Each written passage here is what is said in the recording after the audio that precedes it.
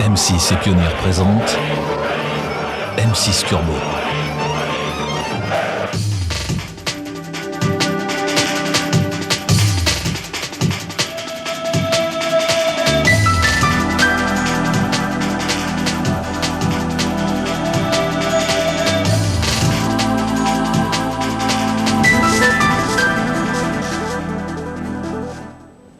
Bonjour, il y a tout juste un siècle, l'Automobile Club de France organisait dans le Jardin des Tuileries à Paris la première exposition internationale d'automobile. Dans 54 ans, très exactement en 2052, ce mondial de Paris fêtera son numéro 100. Alors, à travers les nouveautés qui sont présentées cette année ici, à Paris, faisons un rêve et imaginons justement dans 54 ans comment elle sera l'automobile à cette époque-là.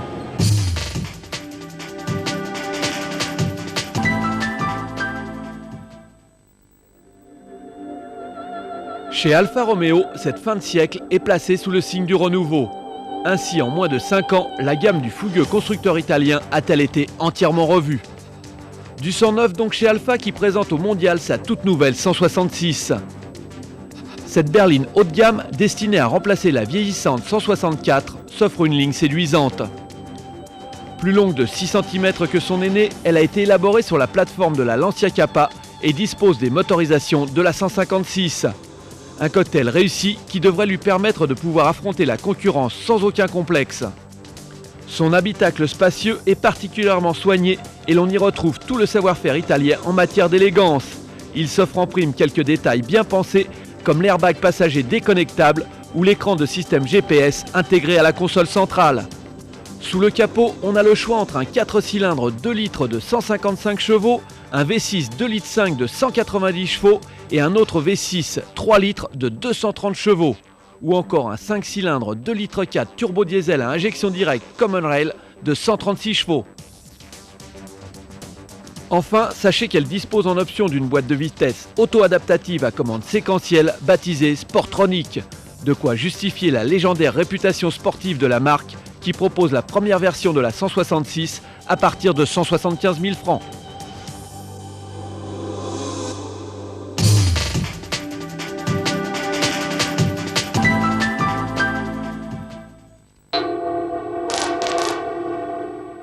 Chez Audi, le modèle le plus renversant du mondial 98 s'appelle le Coupé TT. Concept car devenu réalité, il renoue avec l'esprit ludique de la NSU 1000 TT.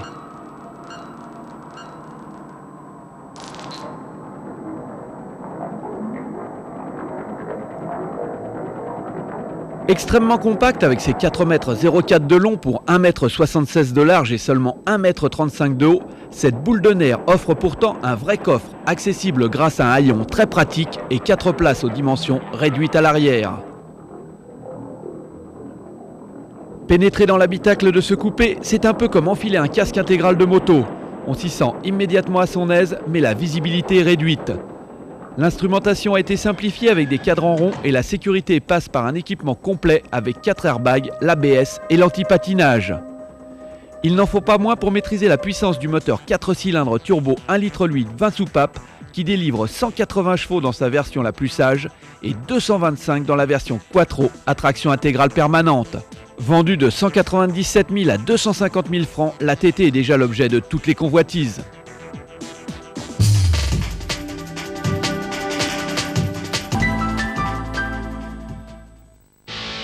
Moins excentrique mais tout aussi radical, nous découvrons maintenant la BMW M5.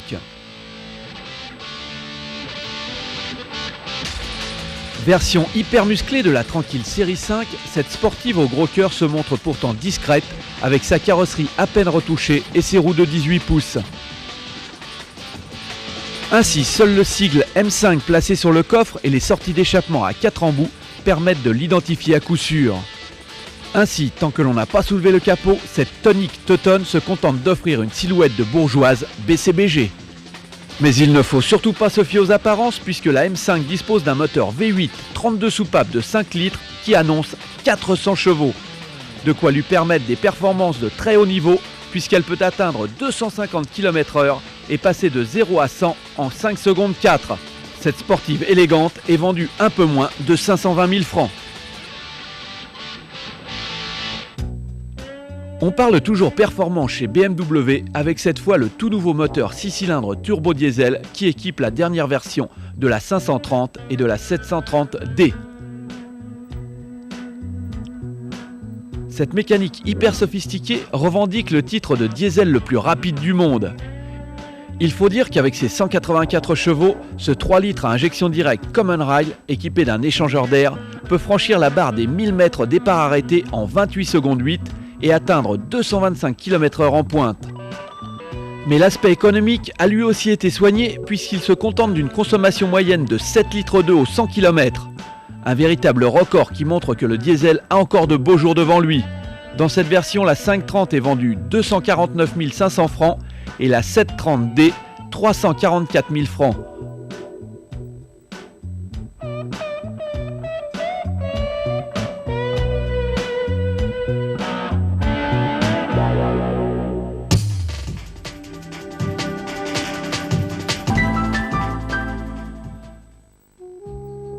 Dans un tout autre chapitre, voici que débarque en France la 300M. Une grande berline conçue par Chrysler qui se caractérise par son confort et une excellente tenue de route. Moins extravagante que les belles américaines des années 50, elle possède une carrosserie élégante et des dimensions adaptées aux normes européennes. Digne remplaçante de la Vision, la 300M dispose d'un volume intérieur généreux, d'une finition plutôt soignée et d'un niveau d'équipement en série qui a de quoi faire pâlir la concurrence.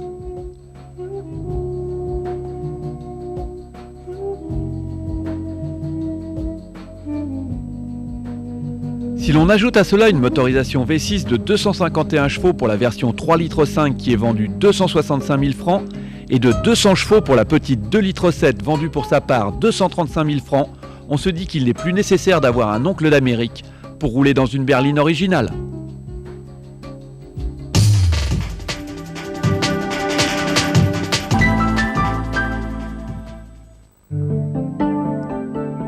Côté français, l'attraction de ce centenaire est certainement l'apparition en public du petit monospace baptisé Picasso, un rival annoncé de la Renault Mégane Scénic.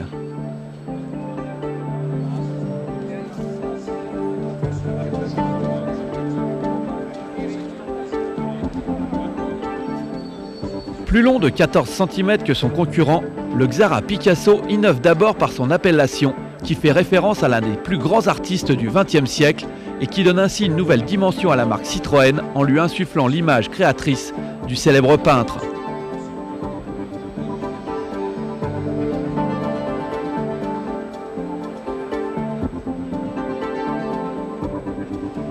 Mais l'autre aspect novateur de ce monospace compact, dont les dimensions le situent entre celles d'une Xara berline et d'une Xantia, on le retrouve dans une foule de détails pratiques et malins qui rendent la vie à bord très agréable et conviviale. Ainsi, les 5 passagers bénéficient de sièges séparés et le coffre peut accueillir tous les bagages d'une famille. On note aussi de nombreux rangements disséminés un peu partout dans l'habitacle, des tablettes dans les dossiers de sièges ou encore le levier de vitesse placé au tableau de bord pour dégager l'espace entre les sièges avant. La sécurité n'a pas été négligée puisqu'on compte 4 airbags, un système de déconnexion de l'airbag passager ou encore l'ABS en série.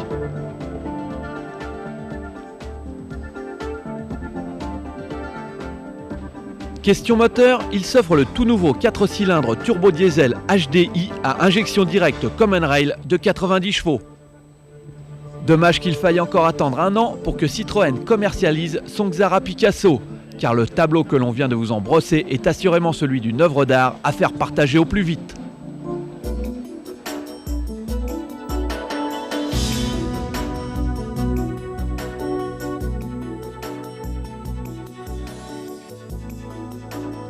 Toujours sur le stand Citroën, voici le C3, un microspace du futur qui rend hommage à la mythique 2 chevaux.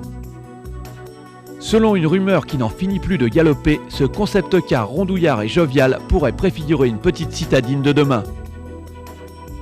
En attendant de le voir circuler dans nos villes, comment ne pas être séduit par l'aspect convivial et pratique de son habitacle? En effet, avec son toit transparent, ses 4 portes à ouverture symétrique et ses sièges qui pivotent à 90 degrés, le C3 suscite l'intérêt et renouvelle le genre. Placé à l'avant, le moteur 4 cylindres 1,6 litre revendique 90 chevaux. Quant à la date de commercialisation, il faudra attendre le 3e millénaire pour la connaître avec exactitude.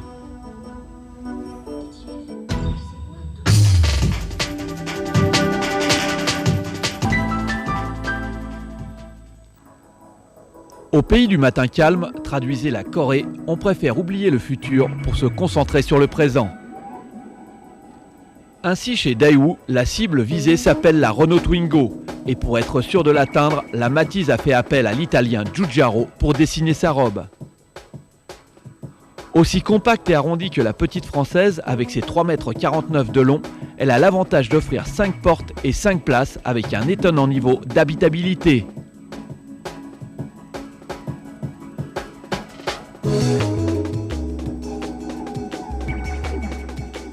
Le niveau d'équipement est lui aussi bien pensé, mais le confort est aussi limité que les performances de la modeste mécanique. En effet, avec seulement 800 cm3, le petit 3 cylindres de 52 chevaux qui anime la Matiz a bien du mal à justifier un usage extra-urbain. Cette Mini n'en demeure pas moins économique et idéale en ville, avec son prix qui va de 49 700 francs à 53 700 francs selon les versions.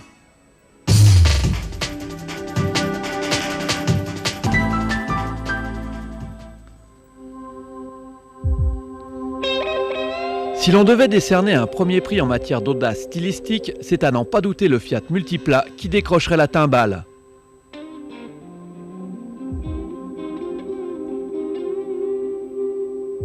Son look désopilant qui pourrait lui valoir le premier rôle dans un dessin animé est un pari osé. En effet, ce monospace s'attaque à un marché où la clientèle s'avère des plus classiques.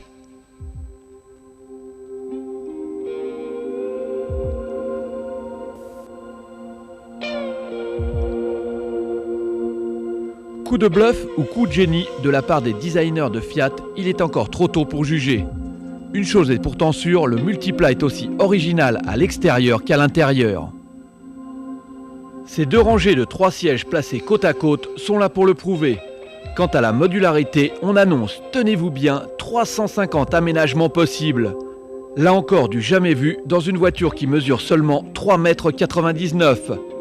Le coffre offre pour sa part une capacité étonnante qui peut aller de 430 à 1200 décimètres-cubes. Le Multipla joue également la carte de l'écologie avec des motorisations qui utilisent le gaz naturel, la bicarburation ou encore l'hybride essence-électrique. 3 modes d'alimentation qui viennent épauler la classique version essence 1,6 litre de 100 chevaux du 4 cylindres et la version 1,9 litre turbo diesel à injection directe Common Rail de 105 chevaux.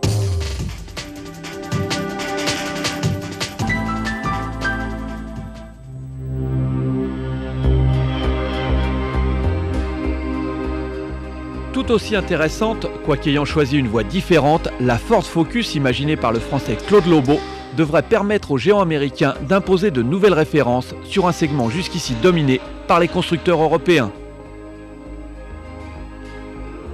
Son design New Age s'inscrit dans la continuité de celui de la K, de la Puma et de la récente Cougar.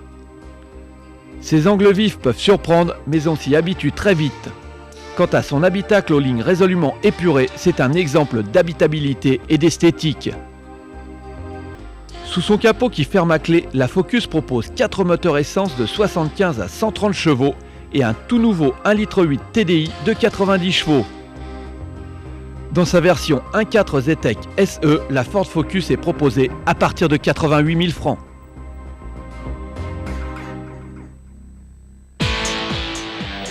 Dans un tout autre registre, voici la version WRC, comprenez World Rally Car. Cette Focus est boostée par un moteur 4 cylindres 2 litres turbo doté d'une boîte séquentielle à 6 rapports qui devrait approcher les 350 chevaux. Rivale de la Renault Sport V6 24V et de la Peugeot 206 WRC, elle débutera dans le championnat du monde des rallyes pour le Monte Carlo en janvier 1999 aux mains de l'Espagnol Carlos Sainz. Un duo qui s'annonce explosif.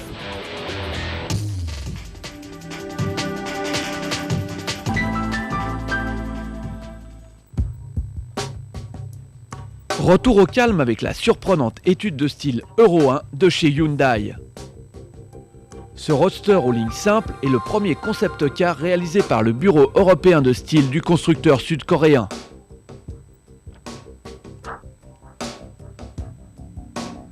Dédié au plaisir de conduite, il offre une carrosserie en fibre composite au goût rétro qui dissimule un moteur turbo de 380 chevaux couplé à une transmission 6 vitesses dépourvue d'embrayage et pilotée au moyen d'une poignée tournante intégrée dans le volant. Pensé comme un véhicule expérimental, l'Euro 1 pourrait cependant être produit en série limitée si l'enthousiasme du public se confirme durant le Mondial 98. Plus réaliste, Hyundai a aussi dévoilé sur son stand son premier haut de gamme, nom de code XG.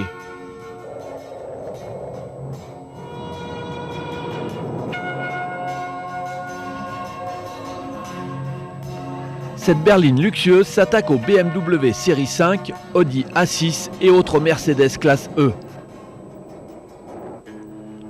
Pour réussir ce pari audacieux, les ingénieurs de la marque ont voulu que le niveau d'équipement et de finition soit totalement débridé et tout aussi sophistiqué que ceux en vigueur sur le vieux continent.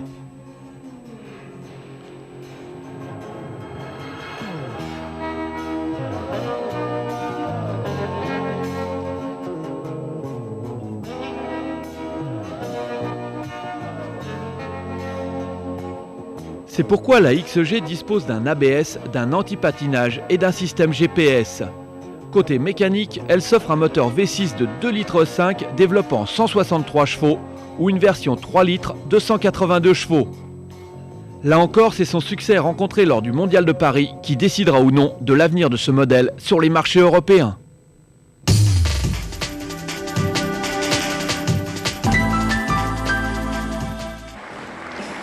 De la Corée du Sud au Japon, il n'y a qu'un pas à franchir pour découvrir en charmante compagnie la future petite citadine conçue par Honda. En effet, la Logo devrait venir chasser sur les terres de la Twingo à partir d'avril 99.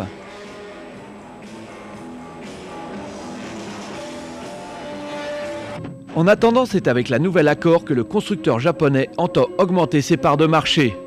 De conception entièrement européenne, cette 6e génération n'a plus rien en commun avec les précédentes versions. Légèrement plus compacte, elle garde toujours une ligne très réservée, mais dispose d'une suspension sophistiquée qui lui procure une tenue de route exemplaire.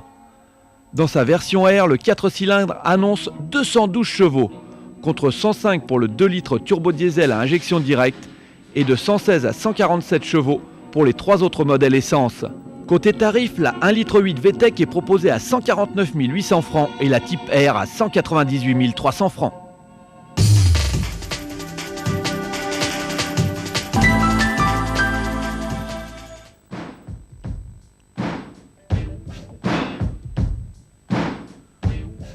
De retour de l'autre côté du Channel, nous voici maintenant chez Jaguar. Pour fêter les 50 ans de la gamme XK, les ingénieurs de Coventry nous ont concocté la plus belle voiture du Mondial 98, la XK 180.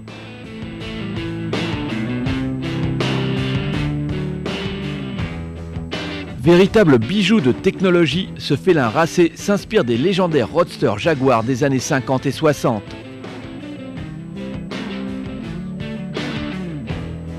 Conçu sur la base du cabriolet XKR, le XK 180 dispose d'une carrosserie entièrement en aluminium dont les lignes ont été imaginées par Keith Elfett, le père de la XJ 220. Pour motoriser une telle merveille, il fallait bien sûr une mécanique d'exception. C'est pourquoi elle hérite du V8 suralimenté de la XKR. Mais pour l'occasion, sa puissance est passée de 375 à 456 chevaux. De quoi s'assurer le grand frisson tout en regrettant que cette pure merveille ne soit jamais mise en production.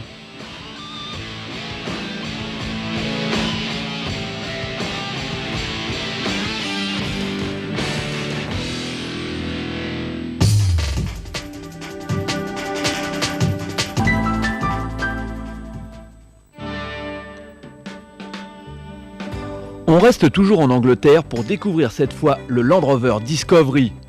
Extérieurement pourtant, rien ne différencie cette version 99 de la précédente. Et pourtant, il suffit de soulever le capot pour s'apercevoir que ce 4x4 possède maintenant un moteur 5 cylindres TDI dont la puissance est passée de 113 à 138 chevaux.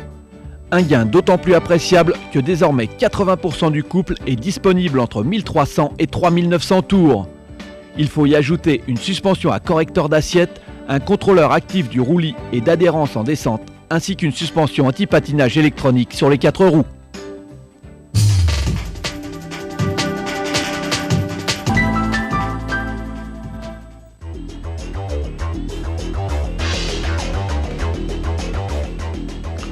Pour retrouver le plaisir d'admirer un bolide d'exception, rien ne vaut un détour par chez Maserati. C'est le plus sûr moyen d'y découvrir l'impressionnant 3200 GT coupé. Les amateurs de voitures de prestige l'auront deviné, nous voilà au contact d'un modèle riche en émotions. Ce coupé sportif 2+2, dû au crayon magique de Giugiaro, signe le retour de la marque italienne au devant de la scène, un an après sa reprise en main par Ferrari. Digne successeur de la Ghibli, il vient se positionner au même niveau que la célèbre 456M. Si l'approche demeure identique en matière de luxe et de présentation, il se différencie de sa prestigieuse aînée par son moteur. En effet, la marque au trident a choisi un V8 biturbo placé à l'avant plutôt qu'un V12. La puissance est ainsi de 370 chevaux au lieu des 442 pour la Ferrari. Il n'empêche que l'armada de systèmes électroniques dont peut se prévaloir le 3200 GT lui assure un comportement routier certainement aussi irréprochable que celui du plus fougueux des chevaux cabrés de Maranello.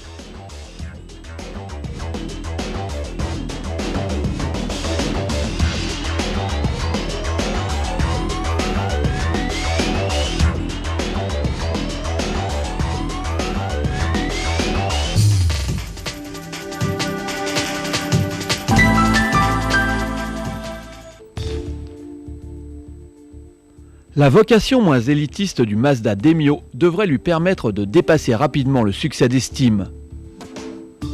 Compact et spacieux, ce petit monospace s'attaque pour sa part à un marché prometteur, jusqu'ici chasse gardée de la Renault Scénic. Plus rationnel dans sa forme que la française, le Demio a pour lui un bon niveau de finition qui se double d'un volume intérieur intéressant. Certes, sa modularité s'annonce moins importante que celle des grands monospaces, mais elle n'en demeure pas moins pratique. Notamment au niveau du coffre, dont le volume peut facilement passer du simple au double, grâce à une banquette arrière coulissante et rabattable. L'équipement de série est généreux, avec un airbag, la direction assistée ou le volant et le siège conducteur réglables en hauteur. Il ne lui manque finalement que l'ABS et peut-être un moteur un peu plus tonique, car le 4 cylindres essence de 1300 cm3 ne développe que 63 chevaux.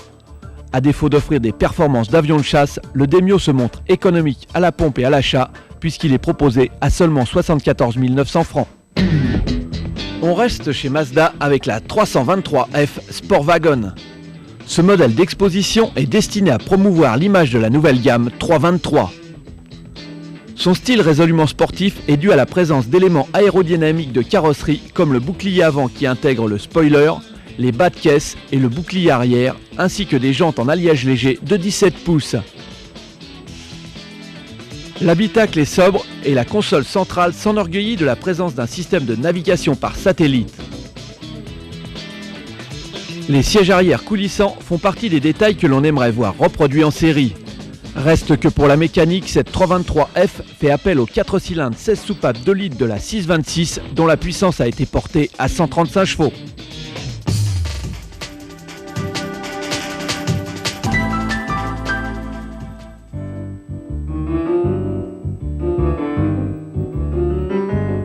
Dans le domaine des concepts avant-gardistes, il faut se tourner vers la petite Smart pour trouver une réponse aussi originale que séduisante.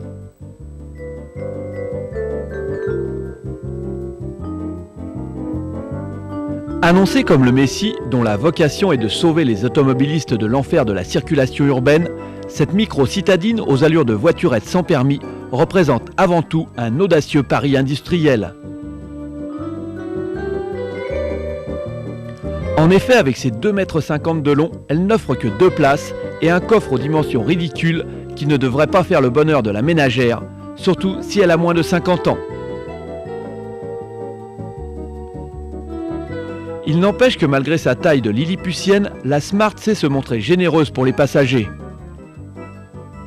La large ouverture des portières facilite l'accès dans l'habitacle et les sièges offrent un réel confort. Le tout se double d'une présentation aussi ludique qu'agréable avec un équipement de série ultra complet qui compte un double airbag, l'ABS et le système ESP pour la stabilité en virage.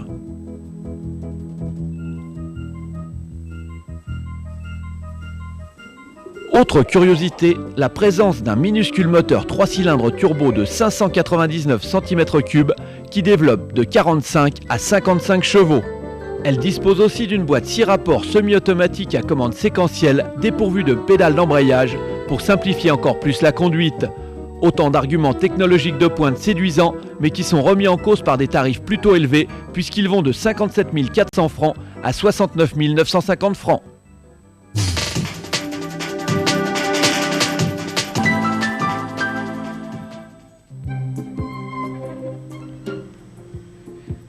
C'est certainement la voiture la plus entourée de ce mondial de l'automobile. Il faut dire que depuis son régime, la classe S a de sérieux atouts pour séduire. Avec ce modèle 100% nouveau, le haut de gamme de Mercedes s'est en effet refait une santé, grâce à un poids diminué de 300 kg, des dimensions légèrement réduites et surtout une esthétique moins germanique, c'est-à-dire plus douce et fluide que par le passé. Le plus fort, c'est que malgré cette réduction de taille et de poids, la nouvelle venue n'est pas moins luxueuse que l'ancienne, au contraire. L'habitacle est même légèrement plus grand et l'équipement est d'un niveau jusque-là jamais atteint sur une voiture de série. Passons sur le cuir, le bois, le guidage satellite, le téléphone ou la télé, qui sont presque devenus banals. Sur les 8 airbags, que la grande Mercedes n'est pas seule à proposer, pour nous pencher sur quelques-uns des 340 brevets déposés par les ingénieurs pour cette voiture. Premier exemple, la suspension pneumatique, qui adapte la fermeté des amortisseurs à la chaussée. Ou encore le régulateur de vitesse distronique, qui maintient constante la distance de sécurité avec le véhicule qui précède. On vous épargnera le couplet sur les moteurs V6 et V8, qui développent de 224 à 306 chevaux, avec des consommations moyennes en baisse de 17%. Pour ne retenir qu'un chiffre, 440 000 francs, c'est le prix de base de ce qui est certainement aujourd'hui la meilleure voiture du monde.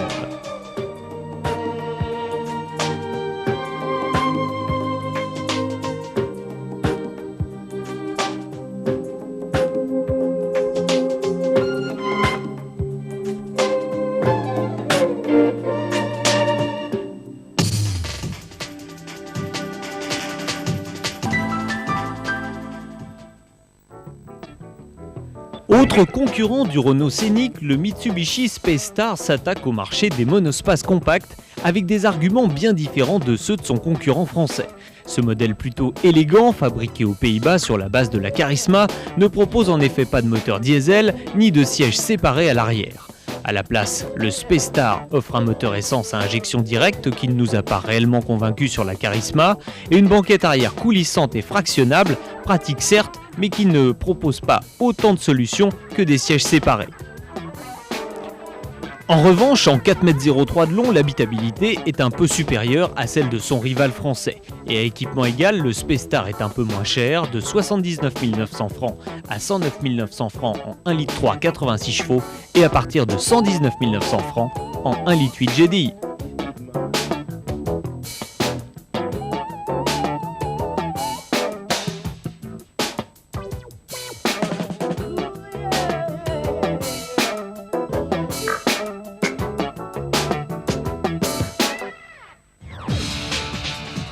Cela dit, si les monospaces ne vous tentent pas, Mitsubishi propose une autre alternative avec le Pajero Sport qui fait à Paris son entrée européenne après les États-Unis et le Japon. Le Pajero Sport, comme son nom ne l'indique pas, est une version plus civilisée du Pajero. Look moins viril, suspension plus souple, intérieur convivial, il devrait séduire une clientèle plus familiale que baroudeuse. Attention, il s'agit quand même d'un vrai 4x4 qui reprend le châssis de l'ancien Pajero long ainsi que ses motorisations, un V6 3 litres 177 chevaux ou un 4 cylindres turbo diesel 2 litres 5 de 99 chevaux. Côté prix, la fourchette annoncée par Mitsubishi va de 180 000 à 220 000 francs.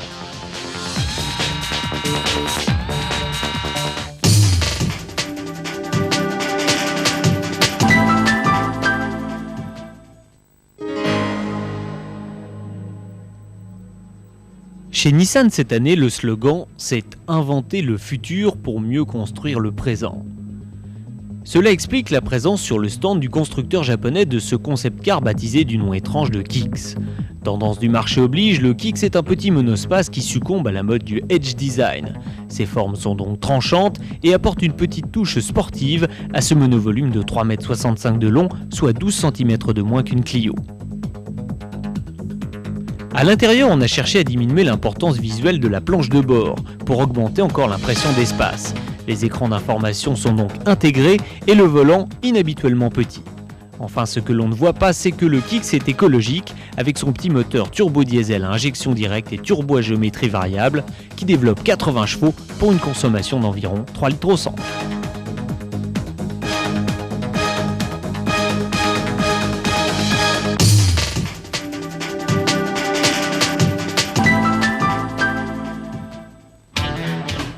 Sur le stand Opel, en doutiez-vous, la vedette est aussi un monospace compact qui viendra dès le printemps 99 chasser sur les terres du Scénic. Cette fois, le Zafira, c'est son nom, est un peu plus long que le modèle français, mais il propose une originalité unique dans le segment puisqu'il est vendu avec 7 places.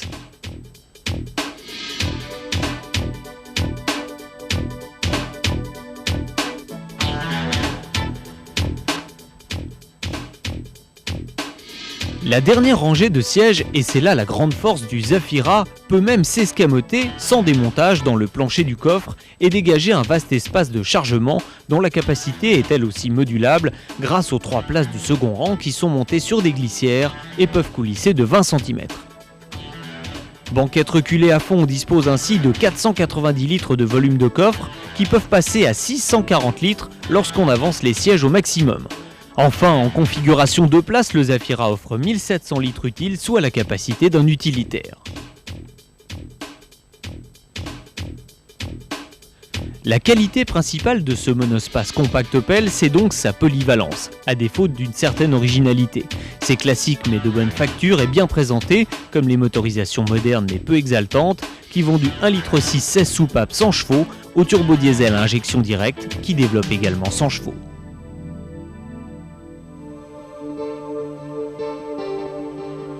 Au jeu des 7 erreurs, il est facile de se tromper tant le nouveau Frontera ressemble à l'ancien Frontera. Mais en fait, ce qui change le plus, c'est ce qui ne se voit pas, à commencer par un nouveau système à commande électrique qui permet de passer de 2 en 4 roues motrices jusqu'à 100 km/h.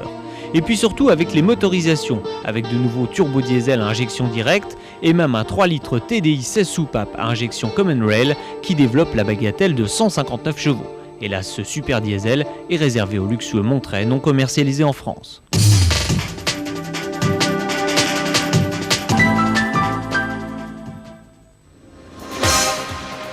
Chez Peugeot, pour ce mondial de l'automobile 98, la grande vedette, c'était bien sûr la 206, qui espère bien nous rejouer le sacré numéro de la 205. Une ambition à la hauteur de l'effort fourni, car cette fois, le lion a mangé du tigre. Pour preuve, la 206 WRC qui s'attaquera forte de ses 4 roues motrices et 300 chevaux au championnat du monde des rallyes dès la saison prochaine, en espérant faire aussi bien sinon mieux que la glorieuse 205 T16 qui remporta 2 fois le titre.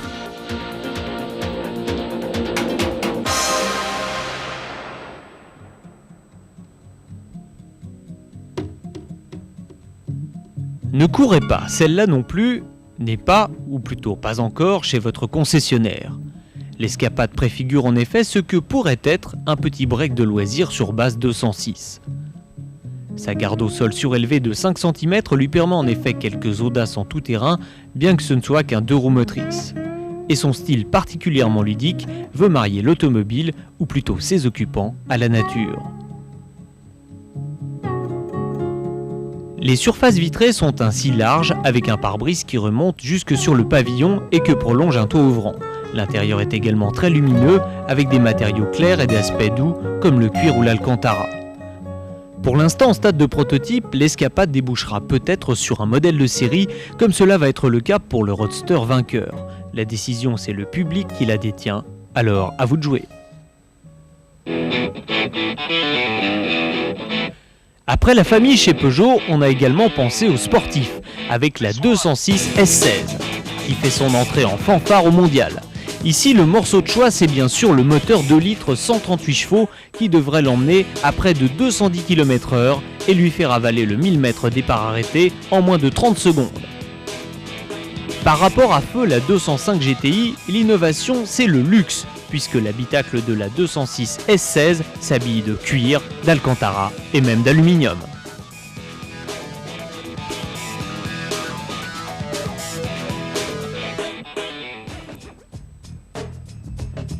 Luxe aussi pour cette version Roland Garros qui n'est plus une série limitée mais un modèle à part entière et même une tête de série.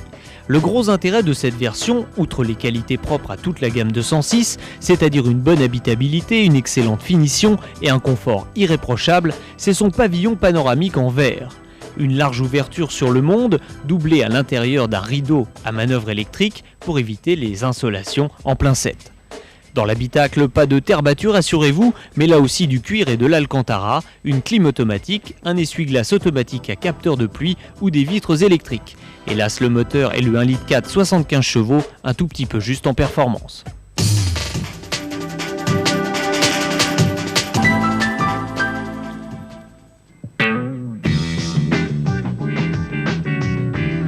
Si vous rêvez de performance, en revanche, bienvenue sur le stand Porsche, où pour fêter ses 50 ans, le constructeur allemand présente la version 4 roues motrices de la nouvelle 911.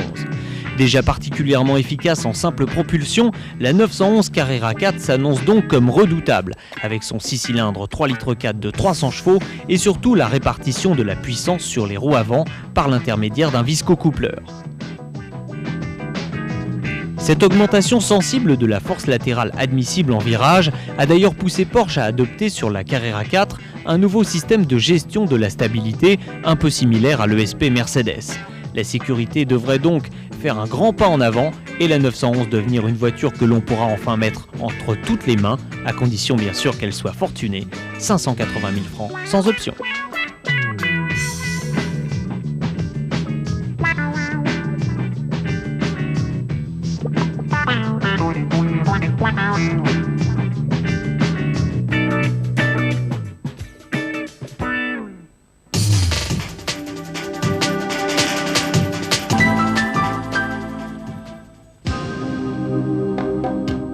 Tout comme le mondial de l'auto, Renault fête cette année ses 100 ans. Il était donc normal que le constructeur de Billancourt marque l'événement d'une pierre blanche et renoue le temps d'un concept car avec ses fastes d'antan.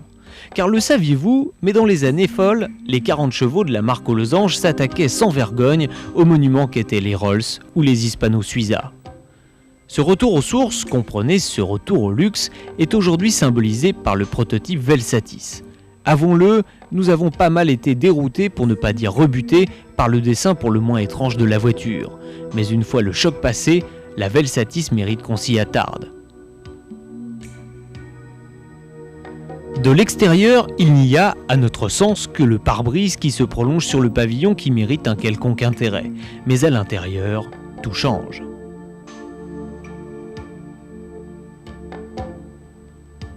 Il y a d'abord l'original malle arrière qui s'ouvre comme un coquillage mais qui ne contient hélas qu'une unique valise.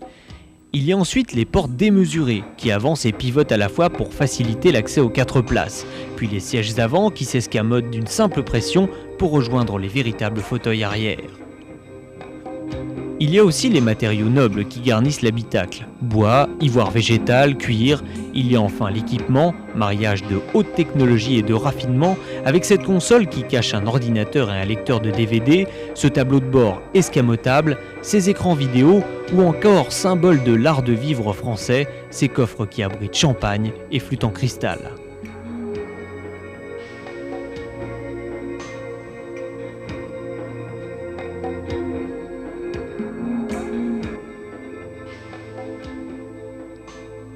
La mécanique est moins élitiste puisqu'il s'agit du V6 qui équipe les Laguna, mais dont la puissance a quand même été portée ici à 210 chevaux. Évidemment, comme il y a des esprits chagrins qui trouveront que 210 chevaux ça fait petit bras, Renault a prévu le coup et nous rejoue la grande scène de la R5 Turbo, sauce Clio cette fois. Le monstre bodybuildé s'appelle Clio Renault Sport V6 24V. Reprenez votre souffle et risque bien de le couper, le souffle, à certaines concurrentes baptisées Porsche Boxster ou même Audi TT. La raison, c'est que cette super Clio élargie de 12 cm et rallongée est dotée d'un moteur V6 central arrière qui développe rien moins que 250 chevaux. Avec 1200 kg sur la balance, cela promet des performances décoiffantes, mais pour 2 personnes seulement, puisque le bloc moteur est désormais installé en lieu et place de la banquette arrière. Bien évidemment, la bête a été étudiée pour la course avec une nouvelle formule de promotion qui succède au Speeder Renault, mais il n'est pas exclu qu'une petite série voit le jour au prix d'environ 250 000 francs. Alors, à vos cochons en porcelaine.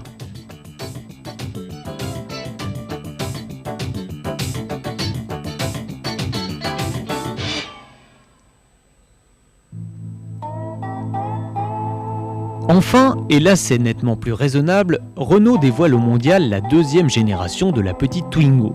Le profane n'y verra qu'une série de petites évolutions comme les nouveaux boucliers ou les contacteurs qui passent du bleu au jaune, mais l'essentiel est caché puisque pour répondre aux nouvelles normes de crash test, il a fallu revoir entièrement le châssis de la petite Renault.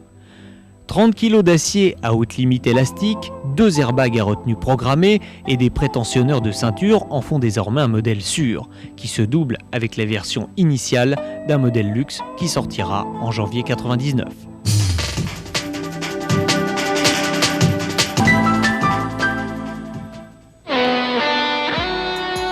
Chez Saab, l'apparition d'un nouveau modèle est toujours un événement, à plus forte raison lorsqu'il s'agit d'un break, puisque la marque suédoise n'en avait plus sorti depuis plus de 20 ans. La 9.5 Estate a donc été l'objet de toutes les attentions et n'est pas, contrairement à ce qu'on pourrait penser, une simple transformation de la berline. La preuve, c'est son très faible coefficient de pénétration dans l'air de 0,31 qui démontre une bonne étude aérodynamique et aussi la foule d'astuces que l'Estate recèle. L'espace de chargement est ainsi adaptable en fonction des besoins. Les sièges arrière peuvent être repliés ou retirés séparément.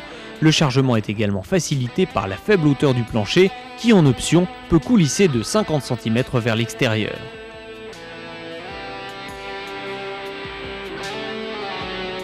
Enfin, côté performance, les très bons moteurs EcoPower Saab qui développent de 150 à 200 chevaux devraient faire de la 9.5 Estate un vrai break de chasse.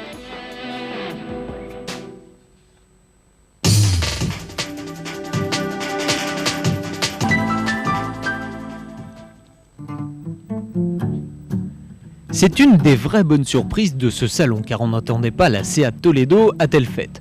La nouvelle berline moyenne du constructeur espagnol, propriété du groupe Volkswagen, vient en effet chasser sans complexe dans la cour des grandes, comprenez sur les terres des Mercedes classe C ou BMW série 3. D'ailleurs, quand on la regarde, il y a un petit parfum de ressemblance avec la dernière née de Munich qui laisse à penser que les designers ibères trouvent parfois l'inspiration dans les mondes de Bavière. Bon, on ne va pas critiquer trop longtemps puisque la ligne de la Toledo est une réussite et qu'en plus, le ramage vaut le plumage. En effet, c'est devenu une habitude dans le groupe Volkswagen depuis la sortie de la Golf 4, la qualité de fabrication de cette berline de 4,44 m de long est de tout premier ordre. L'aspect des plastiques est flatteur et ce qui ne gâche rien, Seat promet un équipement de série particulièrement complet sur la Toledo. Double airbag, ABS sont ainsi proposés de base et 2 airbags latéraux et l'ESP sont même disponibles en option.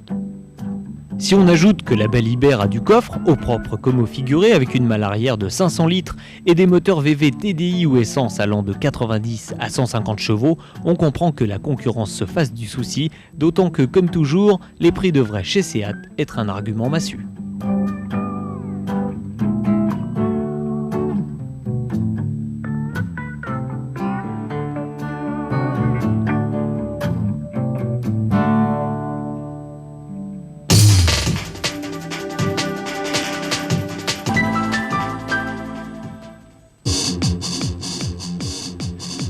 Depuis le début de sa commercialisation, la Subaru Impreza GT ne cesse de déchaîner les passions. Il faut dire qu'elle propose des performances de GT à un tarif de GTI. Évidemment, ces titres consécutifs remportés en championnat du monde des rallyes n'ont pas arrangé les choses. Et pour entretenir ce véritable culte, il était normal que la voiture évolue. C'est aujourd'hui chose faite, même si les apparences ne laissent rien voir. En effet, si le 2 litres turbo compressé gagne quelques chevaux, passant de 211 À 217, c'est surtout au niveau de l'agrément, donc de ce qui ne se voit pas, que l'auto a progressé. Cela dit, pour le concret, il y a quand même le nouveau bouclier avant et l'aileron arrière qui font de plus en plus rallye, les jantes qui passent à 16 pouces et les freins qui grossissent enfin et adoptent des étriers à 4 pistons.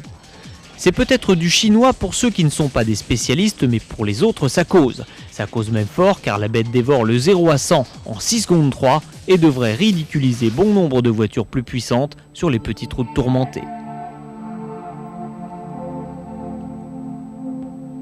Et puis comme Monsieur Plus était de passage chez Subaru, il en a profité pour mettre un coup de boost au Forester. Dopé par un moteur turbo-compressé qui délivre 170 chevaux, ce tranquille véhicule de loisir se mue en véhicule de plaisir. 198 km/h, 0 à 100 en 8 secondes 4, tout cela avec la sécurité des 4 roues motrices, cela va enfin redonner le sourire aux pères de famille en mal d'évasion.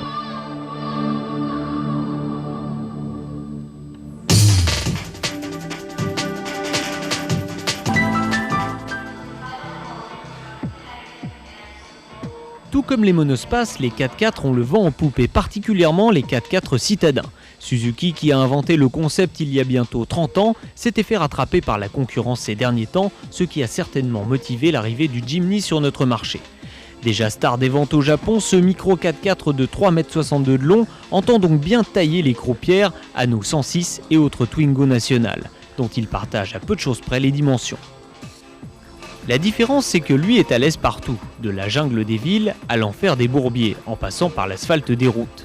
Par rapport à son ancêtre le samouraï, le Jimny se veut cependant nettement plus civilisé, et même s'il conserve un vrai châssis poutre et des ponts rigides comme les 4x4 purs et durs, il adopte des ressorts hélicoïdaux qui le rendent plutôt confortable et lui confèrent une tenue de route honorable. Le bilan est donc plutôt positif, d'autant que son petit moteur 1300 cm3 qui développe 80 chevaux est vivant et que les performances sont correctes avec 140 km/h en pointe. Mais au final, ce qui fera surtout craquer les femmes, c'est son look de bout de chou, dont il faudra se méfier, messieurs, sous peine de devoir débourser près de 90 000 francs.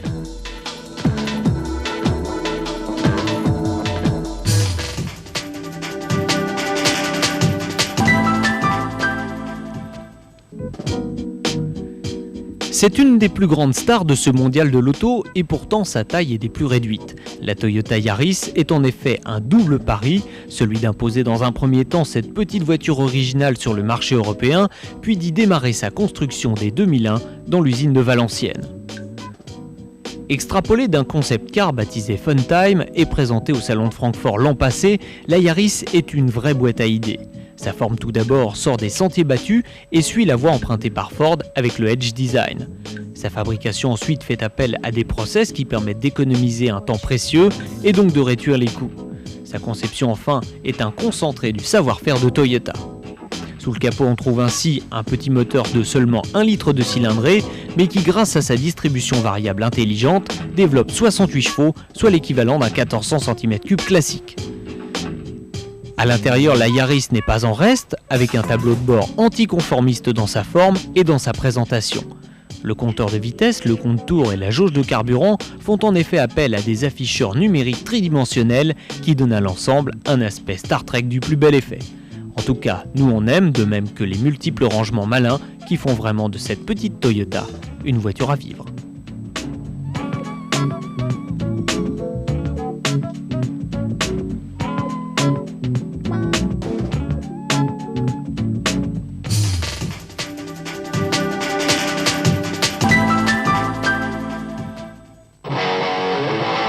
Attention, si vous portez un képi, écartez-vous de ce poste de télévision car la voiture que vous avez sous les yeux est par sa seule présence capable de décimer la maréchaussée tout entière.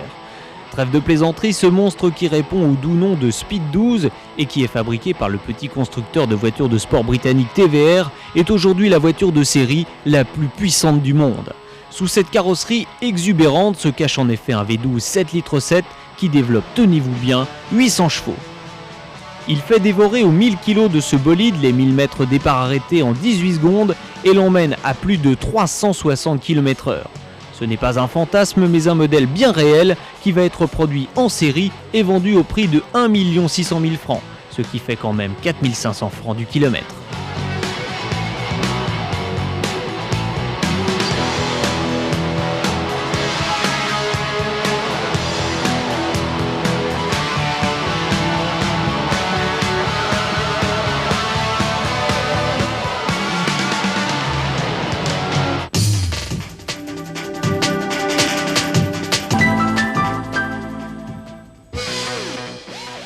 Et pour ceux qui croient qu'en France on ne sait plus faire de belles voitures, voici la preuve du contraire. La Venturi Atlantic 300 a bien failli mourir, mais par chance elle a encore survécu pour nous revenir plus séduisante que jamais. Sa ligne n'a en effet rien à envier aux productions germaniques ou italiennes et elle se voit enfin dotée d'un moteur qui possède la noblesse qui lui manquait. Ce bloc n'est autre que le nouveau V6 Peugeot Renault qui équipe les 406 ou Laguna. Mais gavé par 2 turbocompresseurs à volume variable, il développe la puissance coquette de 310 chevaux, ce qui laisse même la Porsche 911 une encablure derrière. Venturi annonce 285 km/h et nous, on vous promet de vraies sensations fortes au volant car la bête est une voiture d'homme. Bref, un engin auquel on s'attache à l'image de l'intérieur, à la fois kitsch et luxueux, mais tellement chaleureux.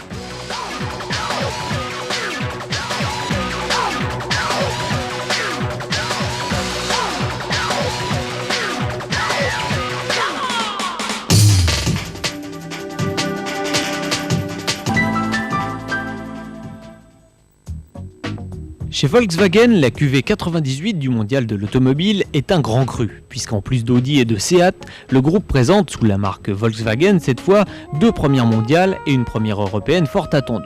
La première de ces nouveautés, c'est la Bora, une berline moyenne qui vient remplacer sans tristesse la Jetta et qui s'intercale entre la Golf et la Passat. Sa carrosserie 3 volumes est plutôt jolie et l'habitacle nous a surpris, là encore par la qualité et la richesse de ses équipements, puisque dès le niveau de base, 4 airbags, l'ABS, le verrouillage centralisé, les 4 vitres et les rétroélectriques sont de série. La Bora sera même la première VV à recevoir le nouveau moteur 1,9 litre TDI à injecteur pompe qui délivre 115 chevaux et une nouvelle boîte 6 rapports, ainsi qu'une transmission inédite à 4 roues motrices. Des innovations qui, à l'image du nom de la voiture, il s'agit d'un vent frais de l'Adriatique, n'ont pas fini de faire froid dans le dos à la concurrence.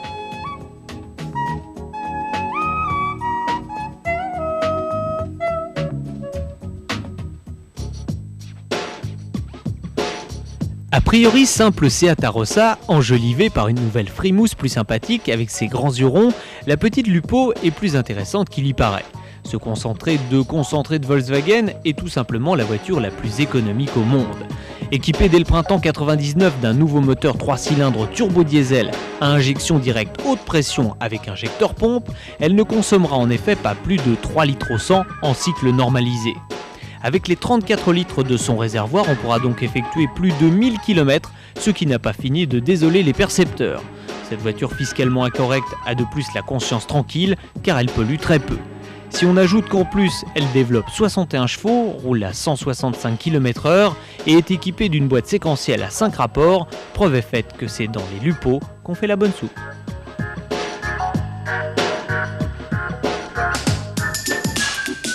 Et puis même si ça n'est plus une vraie nouveauté, jetons un coup d'œil à la Beetle qui arrive enfin en Europe. Bourrée de défauts mais aussi pétrie de qualité, cette nouvelle coqueluche de l'Amérique débarque au prix de base astronomique de 120 000 francs.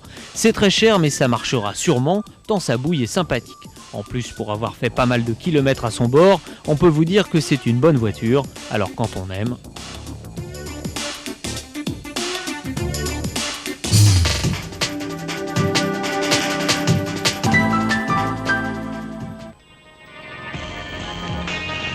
Réputés solides et fiables, les grosses Volvo ont toujours été tristes. Jusque-là, faudra-t-il ajouter, car l'apparition de la S80 bouscule les traditions. Exit en effet les lignes rigides et place, avec ce nouveau vaisseau amiral, à une voiture aussi vive dans son style que dans ses performances. La S80 a en effet 2 visages, celui de la berline bourgeoise, confortable et luxueuse, sécurisante avec son armada imposante d'aide à la conduite, et celui d'une automobile de caractère, notamment grâce à ses motorisations généreuses, dont le point d'orgue est le superbe 6 cylindres en ligne biturbo de 272 chevaux.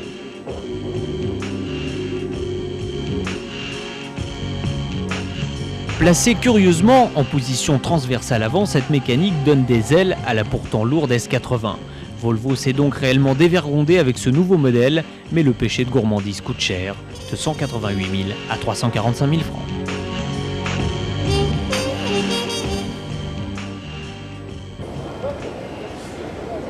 Voilà, si cette balade avec nous vous a plu, je vous rappelle que vous avez rendez-vous avec le rêve et la passion automobile tous les samedis à 19h10 sur M6. En vous remerciant d'avoir choisi les équipes de Turbo pour visiter en notre compagnie ce mondial de l'automobile 1998. Je vous dis au revoir et à bientôt.